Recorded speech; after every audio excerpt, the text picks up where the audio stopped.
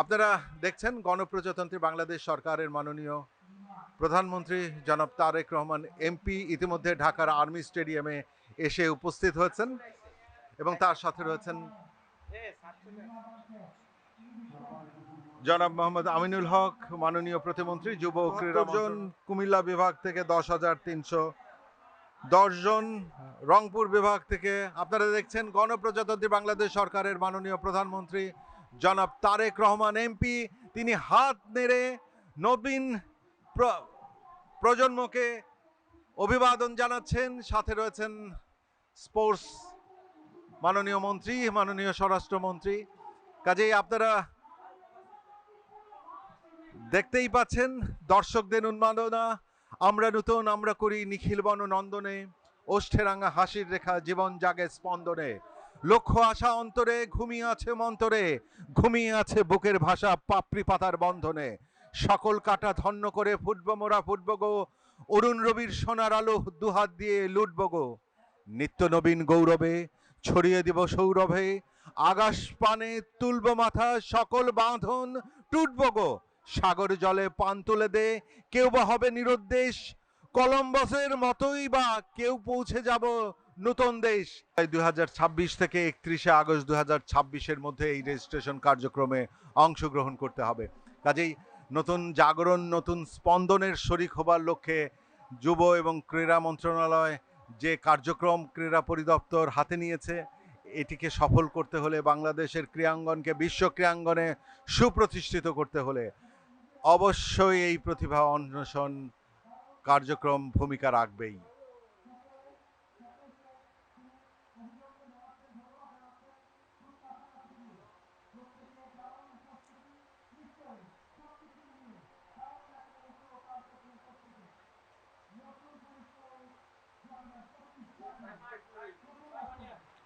নতুন করে স্পোর্টস 2025-26-এর তারেক জিয়া, মাননীয় প্রধানমন্ত্রী জনাব তারেক জিয়া এমপি, ওনাকে আপনারা লক্ষ্য করছেন পর্দায়। উচ্ছ্বাসের বাঁধ ভাঙা এই জোয়ারকে প্রতিহত করা বেশ সিকিউরিটিদের বেগ পেতে হচ্ছে, কিন্তু তারপরেও আমরা নতুন আমরা করি, যেহেতু নতুন করি স্পোর্টস 2025-26। আপনারা দেখছেন মাহবুবুল আলম যুব এবং ক্রীড়া মন্ত্রণালয়ের সচিব, তিনিও রয়েছেন মাঠে।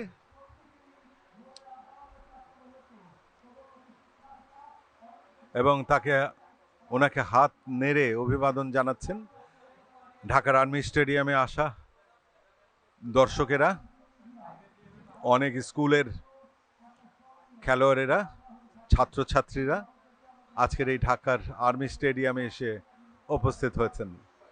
আবারও হাত নেড়ে উচ্ছ্বাস প্রকাশ করছেন। এই উচ্ছ্বাস অবশ্যই প্রশংসার দাবিদার। এবং অতি সম্প্রতি শেষ হয়ে গেল ফিফা ওয়ার্ল্ড কাপ ফুটবল। এর উন্মাদনা শেষ হতে না হতেই যুব ও ক্রীড়া মন্ত্রণালয় নতুন করে স্পোর্টস এই কার্যক্রমের যাত্রা শুরু করলো। 2026-এর এই যাত্রায় 25-26-এর আজকেই সেই সমাপনী দিন।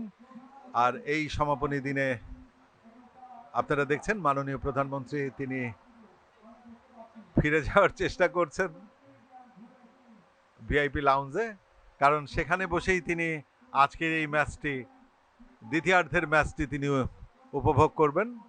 ইতিমধ্যে 3টি গোল কিন্তু রংপুর বিভাগ রাজশাহী বিভাগকে দিয়ে ফেলেছে, অর্থাৎ 3-0 গোলের ব্যবধানে রংপুর বিভাগ এগিয়ে।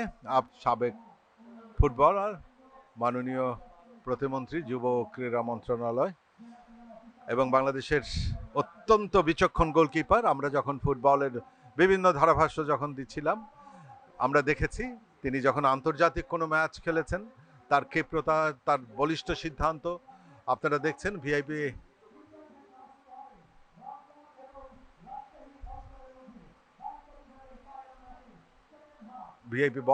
ভিআইপি বক্সের অনেক উপস্থিতি, তারা দাঁড়িয়ে মাননীয় প্রধানমন্ত্রীকে সম্মান জানাচ্ছেন এবং ভিআইপি বক্সে মাননীয় প্রধানমন্ত্রী তিনি প্রবেশ করার চেষ্টা করছেন এবং বসে দ্বিতীয়ার্ধের খেলা তিনি আমির খসরু মাহমুদ আমরা লক্ষ্য করলাম।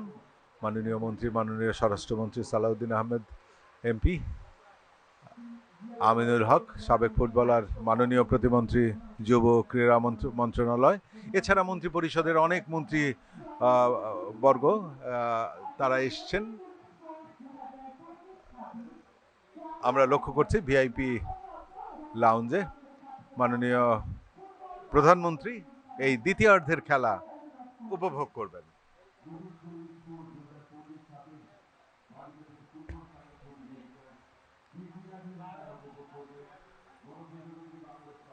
শহীদ রাষ্ট্রপতি জিয়াউর রহমান 1976 সালের নতুন কুড়ি বিটিভির যে অনুষ্ঠানটি ছিল, সেই অনুষ্ঠানটি তিনি যেভাবে উৎসাহ উদ্দীপনা জাগিয়ে জনপ্রিয় করে নতুন প্রজন্মের শিল্পীদের তিনি তৈরি করেছিলেন, আজ সেই ধারাবাহিকতায় 2026-এ এসে গণপ্রজাতন্ত্রী বাংলাদেশ সরকারের মাননীয় প্রধানমন্ত্রী জনাব তারেক রহমান এমপি তিনি নতুন কুড়ির স্পোর্টসের শুভ যাত্রায় শরিক হয়ে আজকের এই সমাপনী অনুষ্ঠানে তিনি উপস্থিত হয়েছেন এবং